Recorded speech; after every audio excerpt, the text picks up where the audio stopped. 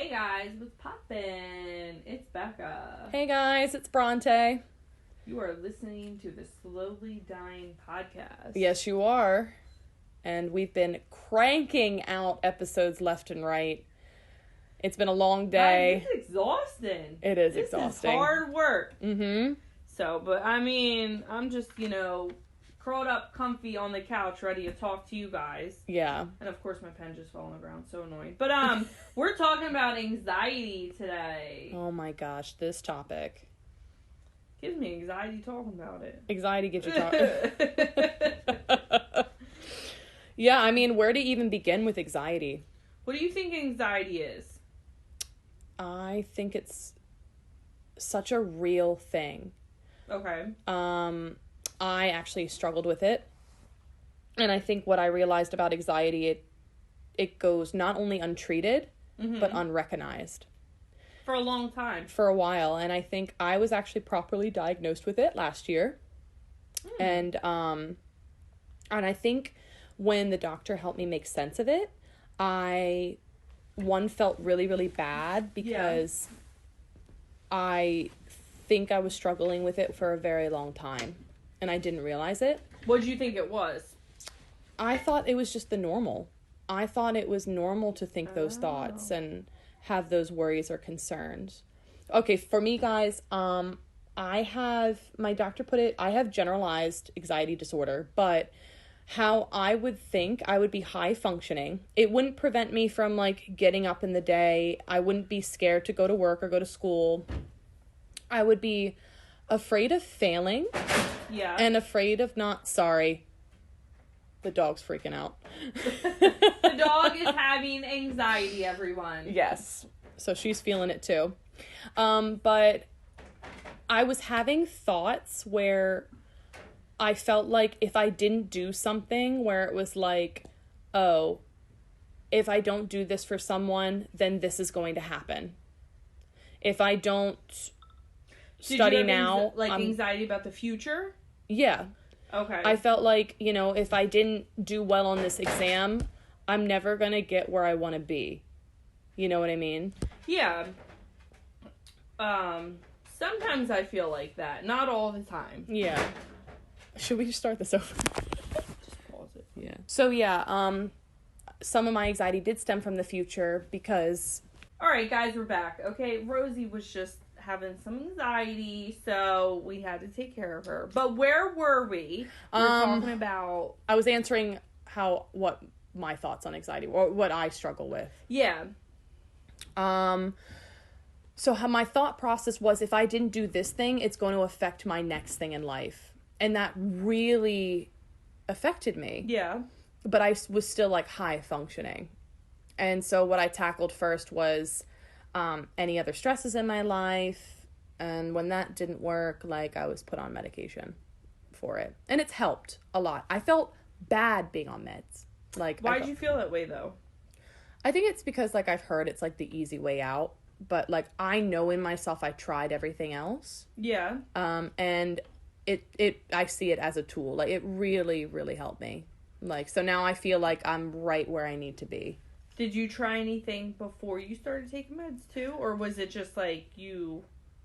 I eliminated some stressors. I took the proper care of eliminating things in my life, bad friendships and other stressors that I really didn't need. Yeah. And then taking myself out of toxic situations, toxic workplaces and all of that really helped. Yeah. But also taking care of my body, working out, weightlifting, but it still wasn't enough. I still feel the thoughts consumed me. Mm-hmm. And then I had that proper conversation with my doctor, and he thought it would really help. And I think that's a big step for people to go to their doctor and ask for help. Yeah, because I knew something was just wrong. So, what about you? For me, so I get anxiety, but it's because of something. I mean, sometimes I have a little anxiety over nothing, but usually it's because, so guys, when I left my baby daddy, I had so much anxiety, and I think it was because it felt like I was detoxing from him. So I don't know if that's anxiety, but it felt like anxiety. I would have panic attacks. Like, it was like my body, I feel like your body's trying to tell you something when you have anxiety or depression or whatever you're feeling. So you really have to stop and reflect. But for me, I did not go on meds. I was going to, but I wanted to try. I did counseling, and they came up with, like, meditation, writing your feelings down. Like, I've come up with some good things. So I tried, like, a bunch of things, like meditation, exercising, and all those things. And I wanted to try them before I got on meds. And they actually worked. My anxiety, my thoughts were a lot clearer. And to just be able to have somebody say, like, okay, this is normal. You're feeling like this. Because I think it gives you anxiety to think that you have anxiety because you're crazy. Yeah. That's where a lot of my anxiety came from, too. And I was like, oh, my God, I'm crazy. I'm this and that. Because that's what I was told the whole relationship. And now I'm like, wait, hold up, bro. Like, I was never crazy because this is normal. Yeah. So, but, I mean, to answer your question, like, in general, like, no, I usually don't have anxiety. You know what I mean? Yeah. No, I get you. I think what is also troubling with anxiety is how society views anxiety. Yeah. Because I struggled with it. I thought it was a character flaw. I thought something was wrong with me. Like, when it was confirmed, like, no, this isn't right. You shouldn't be struggling this much. Yeah. But then I still was like, okay, like, is something wrong? Like, is something wrong with me personally? Yeah. Because you didn't have that, like, confirmation, like, okay, there is something going on. And I think a lot of it, like, so there's different kinds of anxiety. There's anxiety because something happens. Like, you break up with your man, blah, blah, blah. And you get anxiety, okay, you're supposed to have anxiety. Or, like, if you go to a new place and you've never been there and you're kind of, like, unsure and you're kind of, like, have a little bit of anxiety to make sure you're alert, that's normal, that's good. But, like, if you're just having anxiety because of no reason and you're just, like, struggling, then there's something going on with your brain that it needs more, like, your chemicals are off on your brain. Yeah. You know what I mean? So I think sometimes you have to realize, like, you know what I'm saying? Yeah. Like, if you're having anxiety, like, if I was always having anxiety about Will, which is my baby daddy's name, so now you guys know. Same name as my son, but whatever. So, like, my problem why I didn't want to take meds is because I wanted to make sure it was anxiety because I left him. Because if I went and I fixed that, then it's different than me just having anxiety because there's a chemical imbalance from my brain. At least for me, that's why I didn't get on meds right away, is to realize why I had anxiety. Was it because I left my baby daddy? Was it because I was afraid to, quote unquote, raise Willie alone? Was I just having anxiety because I was undiagnosed like you? And that's why I didn't go on meds right away. And I wanted to find out different ways. I mean, I'm always trying new things. Yeah. And so my anxiety was because the way I was handling things is I was just shoving them under the table. And I was like, oh, I'm fine. Until the point where I would have panic attacks and, like, couldn't focus in school and didn't want to work out. And then it led to depression. So, but because I did things like coping mechanisms, learning how to get people to respect you and being able to tell people no without feeling bad, like, those kind of things are my goals that I worked on, and my anxiety went away. Not that I always have a little bit of anxiety. I mean, I think everyone has a little bit of anxiety in their life, but it's not like before. But if I was still having anxiety after months and months of working on that thing, then maybe it's not because I left my baby daddy. Maybe it's not because of these. Maybe it's just because I was undiagnosed. Now, to throw in a side note, some people need medication on top of therapy. Yeah. So everyone's different. So that's my little side note of why I didn't just start with meds. But like you said, like, you got rid of toxic relationships. You went to exercise. You went A, B, C, D, and it didn't work. Then you had to go to meds. Yeah, it, like, helped a little, but I think in company with changing and a little bit of med help, it really put me in the balance that I need. Like, I feel more myself. Like I feel at peace. Yeah, it made me realize that what I was going through was not normal.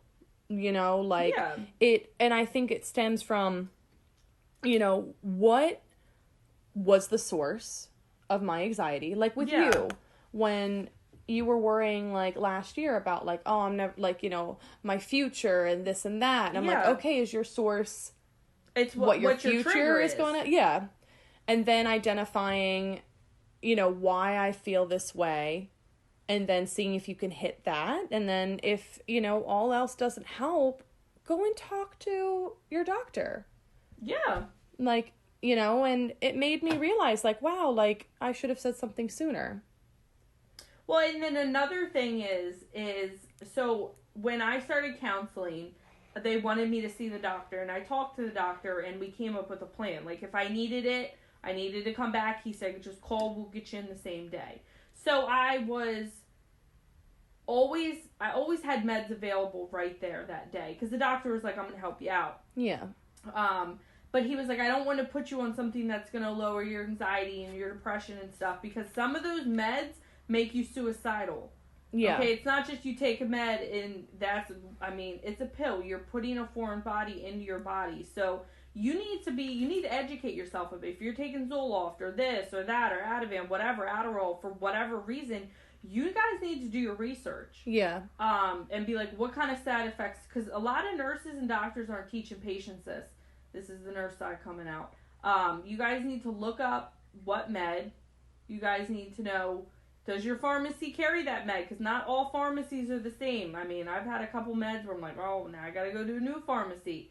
Or for me, so I took Wellbutrin a long time ago. And I didn't know Wellbutrin made people angry. So I was like on this for, you know, a little bit of anxiety, depression, kind of keep me a little level.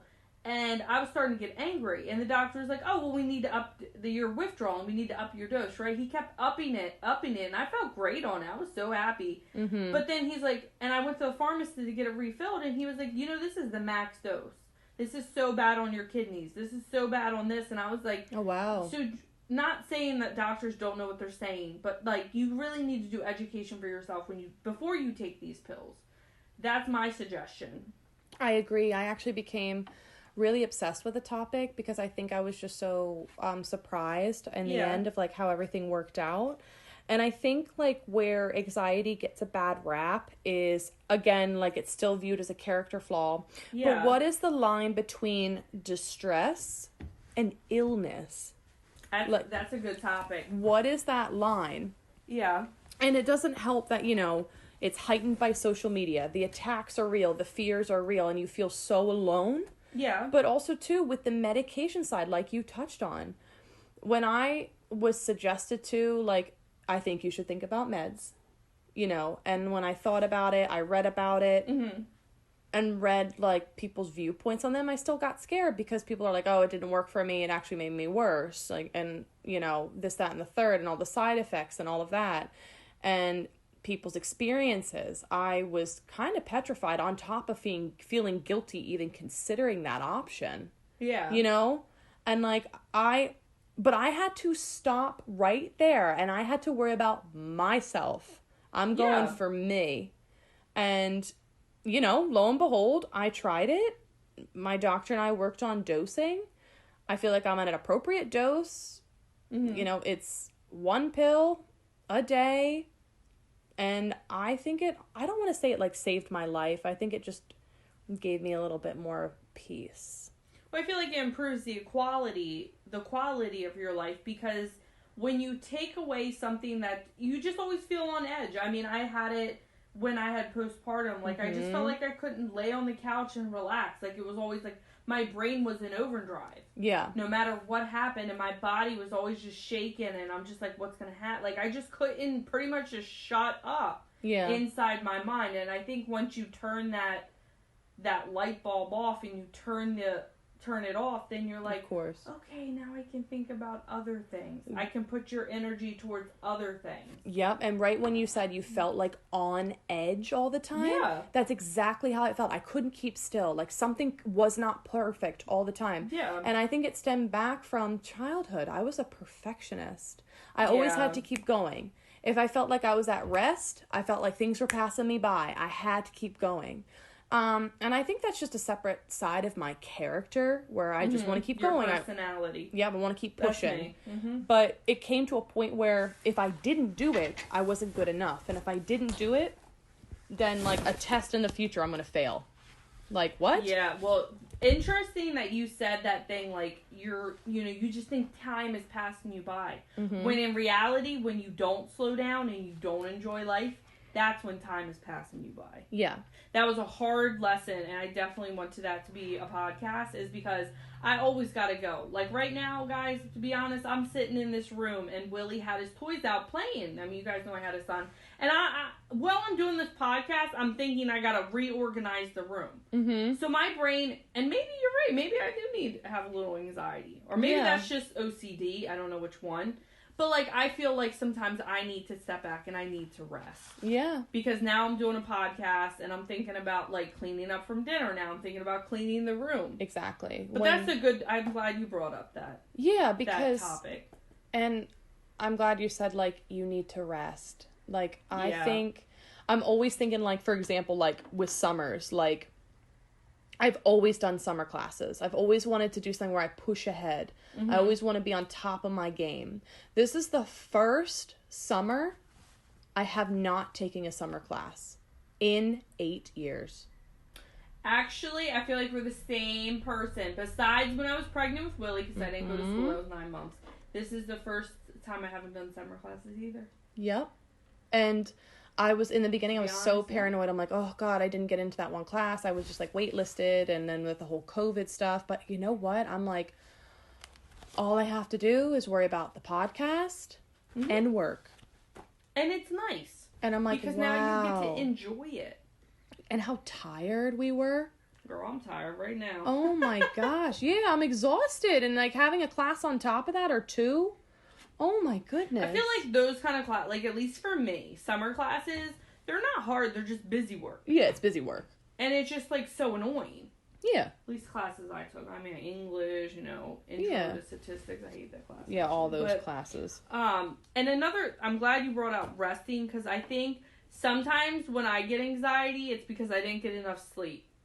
Mm-hmm. And if you guys are having anxiety out there, not saying it's going to fix it, I'm just saying make sure you're getting, not just resting, but closing your eyes and letting your body go into full REM. Yeah. That's very important. Sometimes people, this makes me so agitated, is like, oh, you slept 8 hours. Okay, maybe I need 12 hours. Yeah. Maybe I only need 6 hours. Sometimes my body needs like a couple naps during the day. Yeah. Because I've ran my body. Some people need less sleep. Some people need more sleep. Some people like naps. But you need to relax. Yeah. I know I do. I agree. It makes me realize just like how I have to be even more gentle to my body. Yeah. And my mind and like my soul. The last couple months for me personally have been a lot. I mean, I've grown with my career, and I've grown with my future career and school and like my relationships and all of that stuff. Like so much has been going on. Yeah. But all the changes that has happened in the last 3 months alone, I am thankful that the last year I have been able to balance my anxiety and get it in check, because I don't know how I would be acting if I didn't, with all the changes that has happened. You know what I'm saying? Like I feel like I would be so hard on myself, and I still wouldn't be taking care of myself as I have been. And I know I'm not the worst case compared to others. Yeah. I know people are going through it far worse, but I have to think about me. Like I gotta stop like comparing myself to others. Like it's me. Yeah. So it's really taught me how to like avoid my triggers, but accept that in midst of an anxiety attack, the fear is real. It is. The fear is amplified with anxiety. Like you feel like everything is crumbling to bits and the world's gonna end. Like, and it's so scary. But what I've learned is what helps me stay present. That's what really tones my anxiety down. And what I've actually also learned with my anxiety, when I get the question, do you consider yourself an extrovert or an introvert? Mm-hmm. Originally, I think extrovert. I'm very personable. I think I get along with people very well. I love meeting new people and talking and being personable in public. If I'm just to take me with no one around me and single myself out, I think I consider myself an introvert. Like, sometimes I'm like, what do I want to do for me? Like, yeah, I love being around people, but sometimes I used to get anxiety about not wanting to go and hang out with friends. Like, where I felt guilty and like, I just want to stay in and watch like YouTube videos.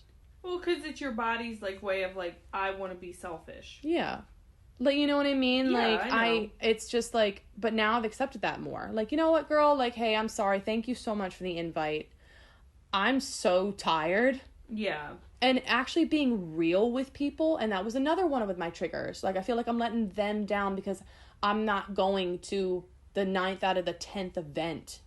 Like, you know, that, or I should say, sorry, the 1 out of the 10 events. Yeah. But the other 9 I've been to. You know what I mean? Like, I've learned to be like, you know what? I'm so sorry. I am really tired. I'm going to catch you the next time, though. Well, yeah, and that's the beautiful thing is you always have a choice, and you can't let people make you feel a certain way. Yeah. Because people usually don't make you feel a certain way. It's usually in your head. I've gotten... Or, I mean, sometimes they get mad, but I'm just saying, like, I know my girlfriend, she reminds me of what you just said. Like, she's always like, oh, I just feel so... And she says sorry a lot. Yeah. And I know sometimes I say sorry, but it's like, don't be sorry. You know what I mean? Don't be sorry. Yeah. Yeah. Knowing that it's okay. Yeah. Like, you're doing your best. And just knowing that you aren't alone really helps. And I think I've just become so obsessed with learning about anxiety because I was so fascinated with the fact that I've been struggling with this for a while and I just ignored it. Where it's just like, I kind of feel guilty for myself. Like, you know, like, God, I'm sorry, body, I didn't take care of you. You know? Yeah. Like, well, it's not really something that is advertised. Mm-hmm. I mean, you see all these meds like, take Abilify, take Zoloft, take this, but it's not like, you never see a commercial like, hey, like, are you having anxiety? It's okay. Normal people go through this. Why don't we try counseling? And here's the note. Like, you don't see, I mean, at least I don't see. I don't really see that. Be watching TV all like that, guys. But, you know, you don't pass that. You're like, hey, you feel anxiety? Take this med. That's it. Like, yeah, you didn't even know you had anxiety. And I think that's frustrating to me. Yeah. Is, like, these topics need to be talked about, guys. Like, seriously. And, like, going back to what you said about, like, how you're just like, oh, I just don't want to hang out tonight because I'm too tired. You need to know if you're overwhelmed. Yeah. And you need to make a change. And I'm not, you know, coming at you guys, but I'm just saying, like, when you're overwhelmed and stuff, only you can make that change. Yeah.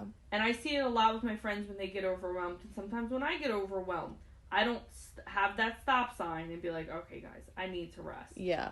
So. And it's very comforting when you have those friends or family members or coworkers that understand when you just say, like, I know I can go to Becca. And, like, if I'm like, hey, girl, I know I'm supposed to come over today. I'm just not in my right headspace right now. I have no reason why for you right now, or I have no time to explain it. Can we do it another time? And it's like, yeah, girl, hope you're feeling okay. Like, yeah. Like, or I tell my friends when they say that, I'm like, yeah, call me later. Or call me when you feel like it. Call me in a week. Like, just letting them know when they're ready to call me. Or text me, whatever your communication style is. Or even dropping by. Yeah. Be like, okay, that's not a problem. Mm-hmm. You know what I'm saying? So, and I'm going to be honest. When my friends used to do that, especially when my one friend, I used to get mad. Yeah. Because I didn't understand. But now I think because I'm, you know, more grown up. I mean, this was like back in high school. And I'd be like, what do you mean? Like, we had plans to go to the club and they're just like, I'm having anxiety. I'm going to be honest. I wasn't ever mean. Yeah. But I was just like, I mean, I wasn't rude. Like, I was just like, oh, really? Like, come on. But now I understand. Now, if a friend's doing it every single time, then it's like, okay. You know what I'm saying? But if it's like a once in a while thing or like they're like, let's reschedule, then that's one thing. Of course, yeah. But I think what also opened my eyes, what I've learned is, I don't know if every doctor's is the same. This is just my own personal experience, but when you're put on meds and you accept to do meds, you're checked in on. So you usually have a month evaluation. Yeah. And then a 6-month evaluation. And it's just like you come in and you talk about it. Like, do I think the dosing's right? And they ask you like questions about how you're feeling and, you know. it wasn't at the 6-month evaluation. When we had to go to our physical, which is probably 3 months after the 6-month evaluation, they asked me, how are you feeling on it? Do you think you still need it? And I didn't know how to answer that. I felt like I would felt bad. Alert. Yeah. Hopefully you're going where I think you're going on this. Yeah. Like, and I hope I say the right answer. Like, I'm like, oh, I don't want to stop it. I feel like it's really helping me. Like, I feel like I'm in like a good balance. But I do want to come off of it. I don't want to depend on meds. And I don't feel like I depend on it. I don't feel like, because I haven't taken it some days by accident. Yeah. And I'm not like, I didn't take my meds, I'm going to fail today. Yeah. Like, I'm like, okay. Because I know how dangerous it is to immediately come off of them. Yeah. But I know I'm not dependent on them because I know my day is not ruined because I didn't take a pill. Like, you know what I mean? You're not just like, real quick, 2 nursing notes. When you, sorry guys, I'm treating you guys like my patients. 1, when you're taking a pill, right, especially anxiety, depression, those type of pills, and you start feeling good, don't ever stop it. 1, you can have a seizure, die, especially Wellbutrin, that's a bad one, guys. But, and it depends on your dosage. You know what I'm saying? Not everyone's gonna have a seizure. I'm just saying, watch out. And 2, they don't teach you guys, when you start taking a pill, and you start feeling good because that's what the pill is supposed to do, don't just say, oh, I don't want to take it this week, I'll take it next week. Don't stop it because then you're going to go back to normal. If you're wanting to stop a pill to see if you still need it, then go to your doctor for advice and detox the regular way. Yep. Very important. And 2, if you're taking narcotic, know that you guys can get addicted. Some doctors don't tell you guys this, and nurses and stuff, and it's very frustrating to me because I used to work in a detox center and be a methadone nurse and stuff like that because like at least half of those people were like adults. Like, oh, I got in a car accident, I took painkillers. Oh, or I had anxiety, they prescribed me this, and this, and I didn't know I could get addicted. They didn't say anything. Yeah. That's what I'm saying. Do your research. Know what you're putting in your body. That's just a side note. It's very, very, very important. Yeah, because antidepressants aren't going to work unless you're consistent with them. You're not going to see a change. Then you're going to be like, well, meds fail me too. And I'm like, no, you weren't consistent with them. Yeah.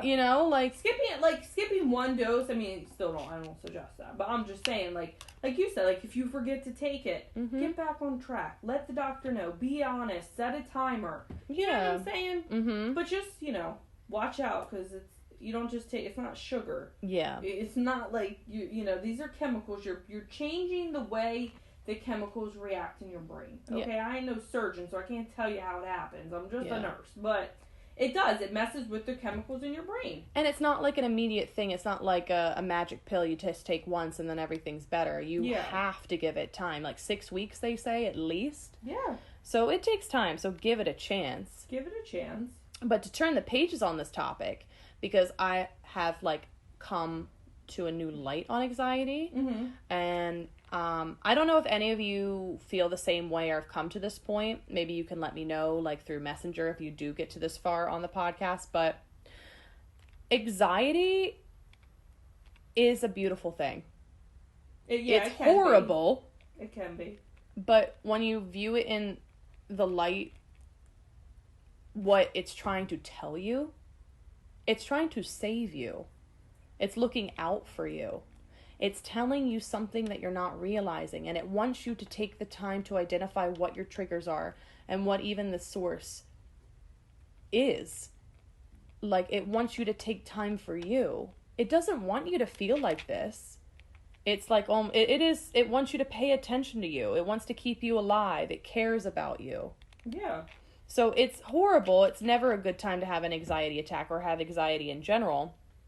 But the purpose of anxiety is to enhance your life, to make you better, to focus on you. I don't know if you feel the same way.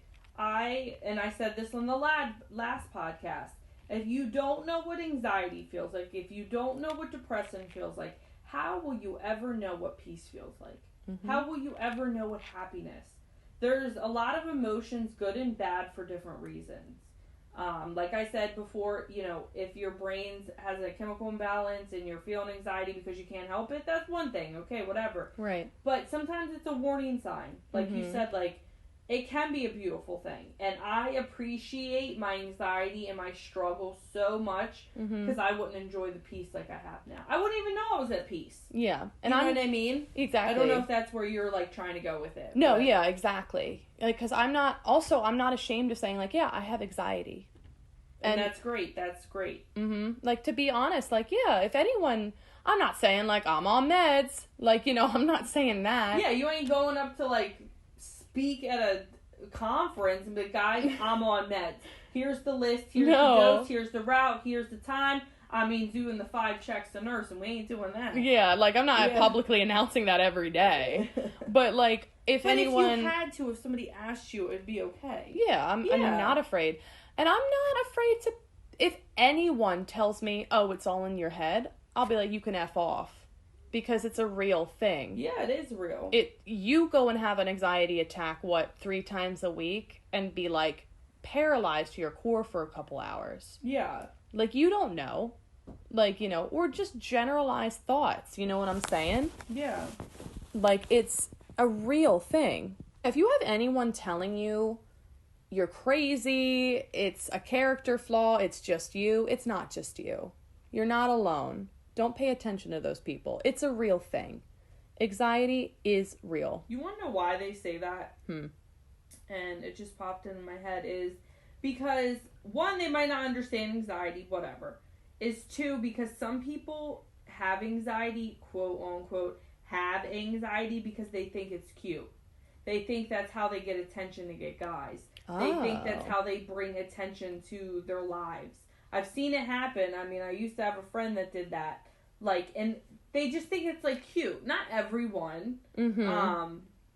But I think, like, maybe sometimes that's the reason. Yeah. Like, they're like, oh, look at her, she's having anxiety. Because usually when you have anxiety, depression, whatever, everyone's like, are you okay? And it's like... Yeah. Some people like that because it gives them attention. It's not healthy attention, but it's attention at least. I think so. Yeah. And I hate it when people are like, oh, they're just being a drama king or queen. I hate that. No, you don't know what's going on in their lives. That's true. You have no idea what's happening. Like, we can't just assume at all until we actually know what's going on with that person. Yeah. And it's just sad to hear because it's still a big problem this day. I think we're getting better. Yeah. Of, like, awareness and understanding what anxiety is. But I still hear it. Like, yeah, anxiety's not real. It's all in their head. What? No, it's making someone sick. It's preventing them from leaving the house. Like, it's a real thing. They're having panic attacks. They can't move. Or they can function in everyday life, but internally they're struggling. Or the saddest thing is when they take their own lives because they can't get the thoughts out of their head. Yeah, and that's such a shame. That's, like... horrible. It's a sin. Yeah. And, you know, sometimes all that they want is someone to say it's okay, you're not alone. Like, it's really sad to hear about, like, whenever I do read about it. So, you know, if someone's listening to this and, you know, they don't believe it, take the time to research it. Take the time to hear other stories. You know, I don't want to say count yourself as lucky for not experiencing it, but don't count other people out of what they're going through. You don't know what they're going through. Who are you to say, oh, it's all in their head, they're crazy, they'll get over it? Like, you'd have no idea what anyone is going through, other than yourself. Well, the crazy thing about doing that is, like, saying, like, oh, since I've never had an anxiety, so whatever. Anxiety can happen at any stage of your life. When I left my baby daddy, I was in my, like, early 20s. And that's when I really started to get anxiety. And, like, I didn't really have anxiety before too much. But especially after I had Willie and then I left him, that's when anxiety... So it wasn't like I was born with anxiety and then when I left him, it was more anxiety. That's not how it worked. Anxiety, you could be 50-year-olds, never had a panic attack, and be like, oh crap, I'm having a panic attack. Of course, yeah. So, you know, careful what you say about people, because karma's a bitch. Stay humble. So, stay humble, and that's very important. Yeah. But it's a very sensitive topic for some. So, like, you know, if some people are more comfortable talking about anxiety than others, respect their privacy and respect their limitations. yeah. You know, you can vibe that, like, sometimes. And, you know, lend like an ear to someone who is like, yeah, I'm suffering with anxiety pretty bad. Like, maybe be that person for that one time or many times. Like, Yeah. hey, if you ever want to talk, I'm here. If you ever want to text me, I'm here. I'll listen to you. That goes a long way. There's nothing wrong with lending an ear. But when it comes to the point where you're having anxiety because they're having anxiety, then you need to step back and be like, okay, I can help them, but they have to put in the work to help themselves. Good point, yeah. Don't feel responsible for their anxiety. Yeah. Because again, you're the only person responsible of your actions. Of course, if it's your kid and you're trying to get the kid help, that's a whole different story. Of course. Because that's your child. You know what I mean? I mean, if he's like 30 years old, you know what I'm saying? Then it's like, all right, but you know, if he's young and you're taking him to therapy, but I'm just saying in general, like, I made that mistake. Yeah. My one friend had, like, so bad anxiety, like, panic attacks all the time, and it was, like, I felt like I was answering her phone calls, and it was for a long time. It wasn't just because I remember you answered my phone calls a lot when I left him. Right. Because I needed a couple months to get help, and that's what I relied on my friends, but also, like, if you find yourself 5 years later, and they're still having the same problem, but have not put forth effort, counseling, exercises, meds, meditation, if they're just like, oh, I have anxiety, that's who I am, then maybe you need to step back and be like, okay. Of course. And I think that's a whole different concept, because not a lot of people do that, but there are people who do that. Mm-hmm. But make sure you're always taking care of yourself first, because just like in nursing, if you don't take care of yourself, how are you going to take care of somebody else? Yeah. Exactly. So, good point. Also, know your triggers.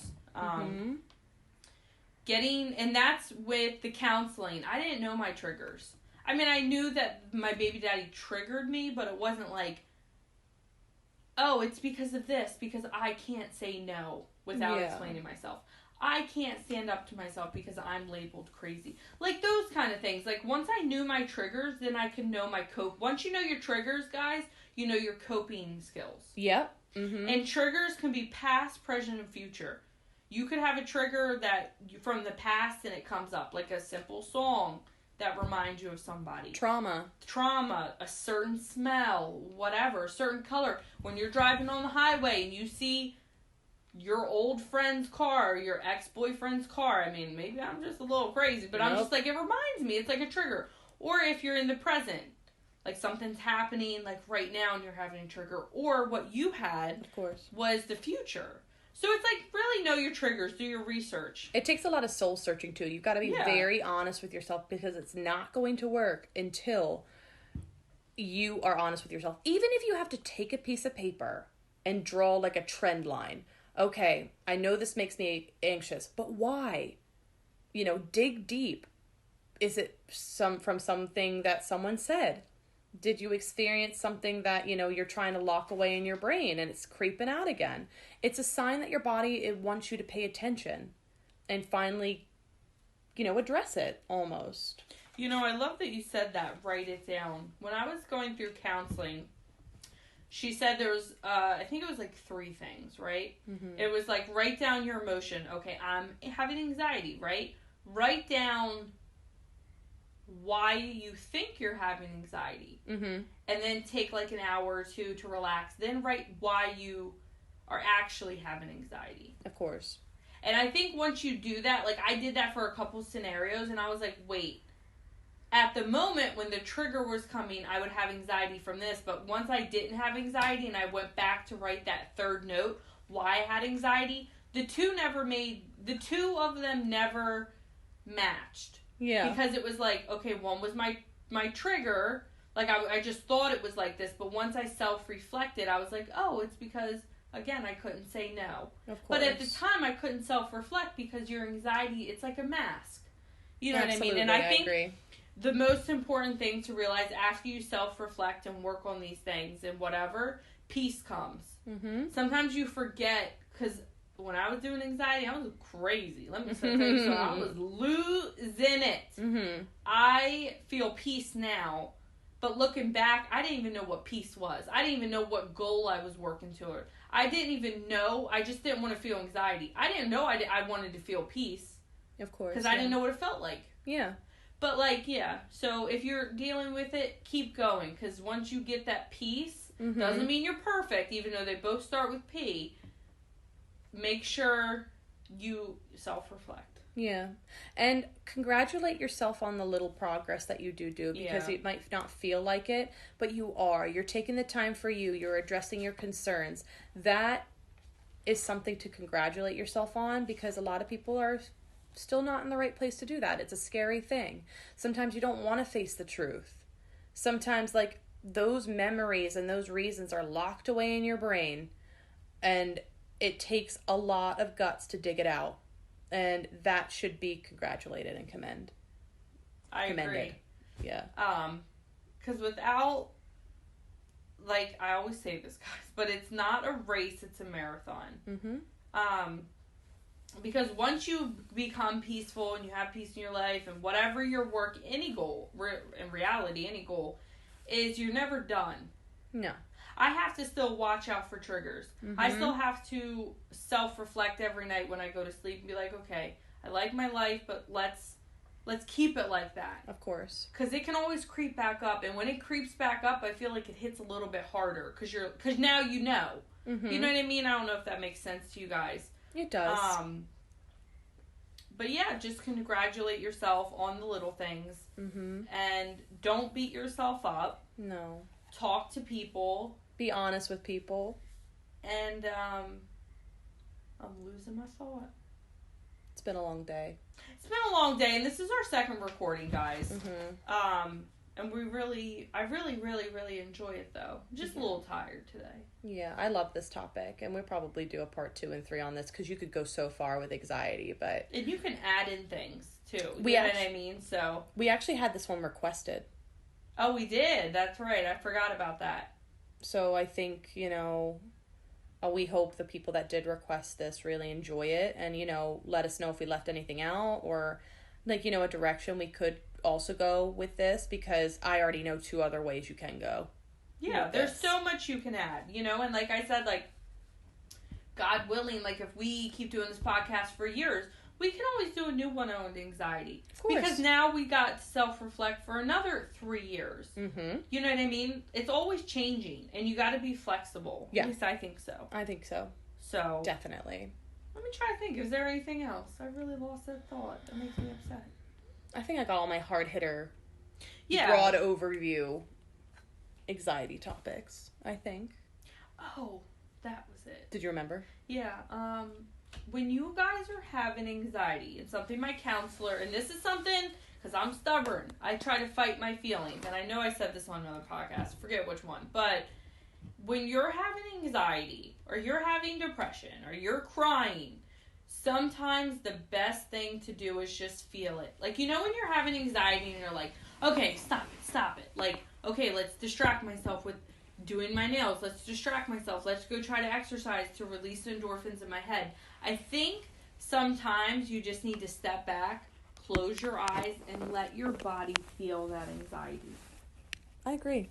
Because with me, it was like my body was like, okay, I need to feel this to let it go, and you're not letting me feel it. And without me going to counseling and somebody telling me that, I'd probably still, like, be dealing with the panic attacks. And I remember crying for nights on end and, like, just so upset. No, I agree. And then, like a couple, like, weeks, I just let it out, and it was like, wow, I'm crying less. I'm not having anxiety. So, that doesn't work for everyone, but I would just suggest that. Because I even felt bad when I would cry about the things that I would be fearful of or scared of. Yeah. Like, I felt like I was, like, wrong. Like, I thought, like, I shouldn't even be feeling this way. Like, what do I have to worry about? Like, but it wasn't right. Like, my body was, like, screaming for help. Yeah. And I was, like, reaching my breaking point. Like, I didn't even recognize myself. I'm like, I'm not this person. It's, like, reflecting into, like, my personality. Like, you're, like, fighting with yourself. And I didn't hate, like, I hated myself. Like, I'm like, I hate how I'm acting, but like I did not take the time to focus on the root problem. And when I did, everything felt normal again, like how I should be. Yeah, I felt more like me. Like I was able to like recognize myself. It's a beautiful thing though. It really is. And I think like that's like if you don't have anxiety, good for you, but if you do and you ever get to this like place where you have peace and you can actually self-reflect and honestly be 110% honest with yourself. It's so beautiful. It really is. So it makes me happy. Makes me want to cry. I mean, that's all the main points. I'm glad I remembered that point. Do you have any more? No, I can't think of them. I wrote them all down because I was really excited for this podcast. You love this podcast. I do. All right, guys. Well, I think it's time for me, Bex, to pop it off. Yes, and Bronte's got to go to bed. Hope you guys have a good night. I hope you guys have a great, fantastic summer night. Bye, guys. Bye, guys.